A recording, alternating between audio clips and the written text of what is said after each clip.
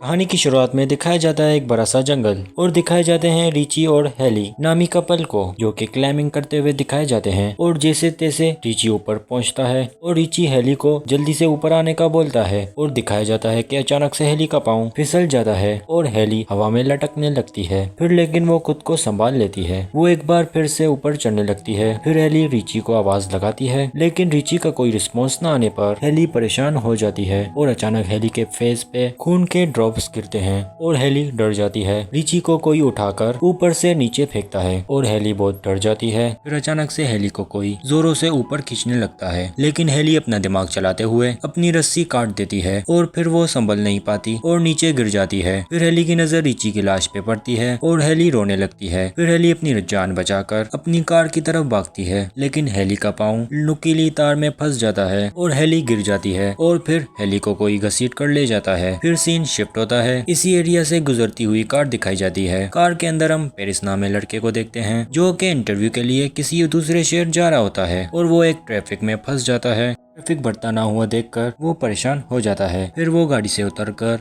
अपने आगे खड़े हुए ट्रक वाले के पास जाता है और ट्रक के ड्राइवर से ट्रैफिक की वजह पूछता है। ट्रक ड्राइवर बताता है कि 3 मील दूर एक बड़ा सा ट्रक उलट गया है और ये सब कुछ सुनकर पेरिस परेशान हो जाता है। फिर वो अपनी कार में बैठकर अपनी कार घुमाता है और जिस कंपनी में वो इंटरव्यू देने जा रहा होता है उस कंपनी को कॉल करता है और अपने लेट होने की खबर देता है, लेकिन पहाड़ी इलाके की वजह से फोन में सिग्नल नहीं आ रहे होते। फिर फोन की तलाश में पेरिस की नजर एक गैस स्टेशन पे पड़ती है और वो अपनी कार वहाँ ले जाता है और फिर वो गैस स्टेशन पे पहुंचता है और पेरिस की नजर गैस स्टेशन के मालिक पे पड़ती है और वो अजीब सी हालत में बैठा होता है। पेरिस कार से उतरकर कंपनी वालों को कॉल करने की कोशिश करता है, लेकिन फोन खराब होने की वजह से वो राब्ता नहीं कर पाता। फिर पेरिस की नजर दीवार पे लगे हुए मैप की तरफ जाती है और मैप में शहर पहुंचने के लिए एक कच्चा रास्ता दिखाई देता है। फिर पेरिस अपनी कार में बैठकर उस रास्ते की तरफ बढ़ता है। फिर वो घने जंगलों से गुजरता है। फिर पेरिस को शॉर्ट रास्ते का बोर्ड दिखाई देता है। फिर पेरिस बोर्ड देखकर सोच में पड़ जाता है।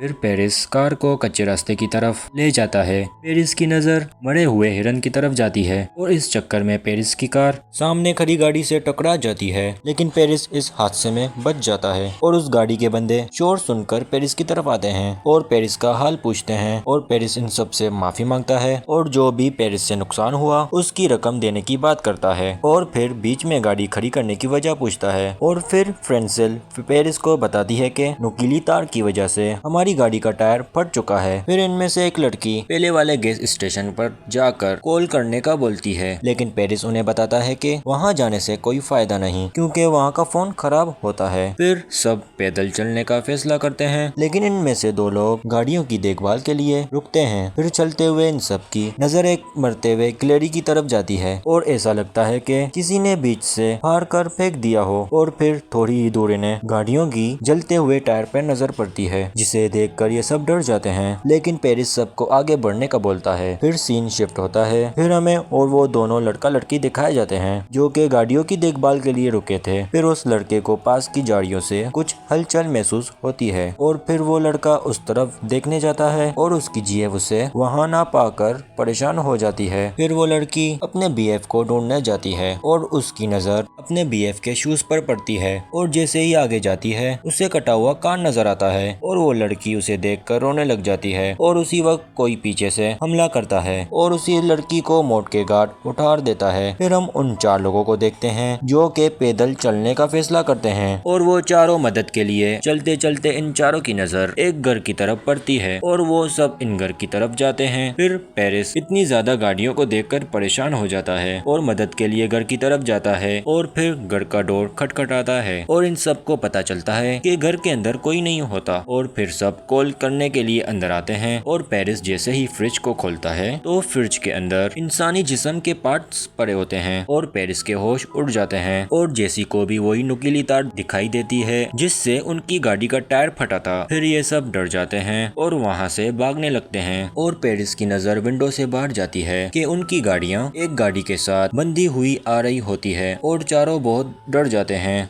और खूनी को हम अंदर आते हुए देखते हैं और खूनी इनके दोस्त की लाश को नीचे फेंकता है और उसके दोनों दोस्त उसकी लाश को देखकर बहुत डर जाते हैं और डर के मारे रोने लगते हैं। फिर वहाँ हम 3 आदमखोरों को देखते हैं। फिर वो आदमखोर लाश को खाकर सो जाते हैं। फिर वहाँ ये चारों खामोशी से निकलने की कोशिश करते हैं और अचानक से एक आदमखोर की नज़र इन लोगों पर पड़ती है। फिर वो तीनों आदमखोर इन सब के पीछे लग जाते हैं और वो वहाँ पहुँच जाते हैं और पेरिस इनकी गाड़ी चुराने का प्लान बनाता है और इन सब का ध्यान अपनी तरफ करने की कोशिश करता है।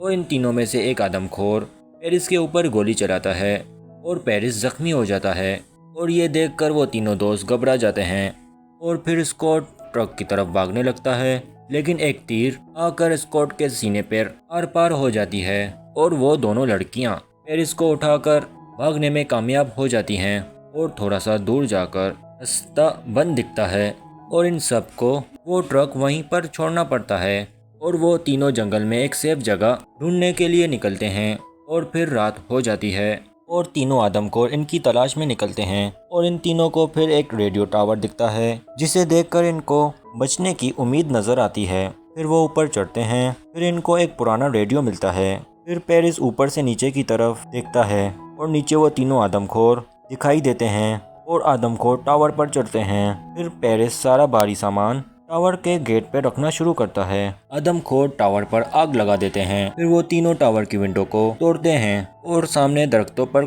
कूदते हैं और एक आदमखोर इनको देख लेता है।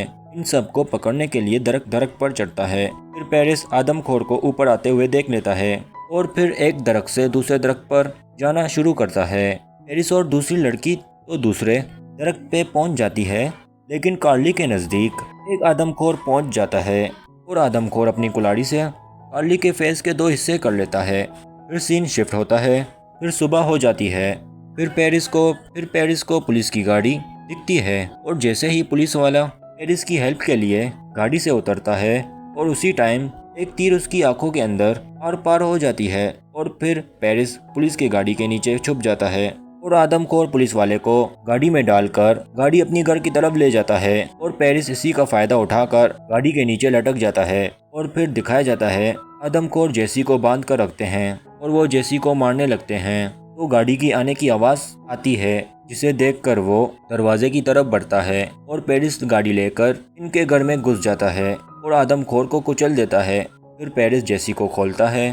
फिर वो घर से बाहर निकलते हैं और फिर पेरिस की नज़र पेट्रोल के डिब्बों की तरफ जाती है और वो डिब्बों पर गोली चलाता है जिससे पूरा घर धमाके से फट जाता है। और दोस्तों, इसी के साथ ये मूवी एंड हो जाती है।